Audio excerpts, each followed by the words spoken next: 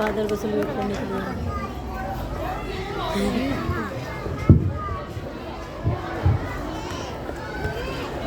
आगे बढ़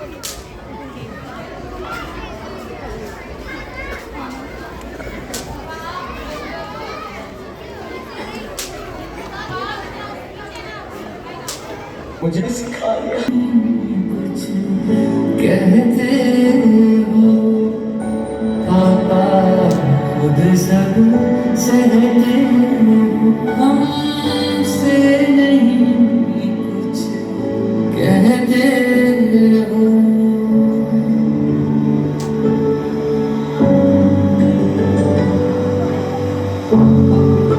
Wow, very beautiful and heart-touching presentation by the students. जो कपड़े कहूँ पास तुम्हारे तुमको ये नहीं परवाह है बच्चों को कुछ कमी रहेगा इसी बात का झगड़ा अपने लिए आसान हो जाते मेरे लिए आते हो सब बच्चे अपनी सीट्स पर खड़े होकर अपने फादर को सल्यूट करेंगे।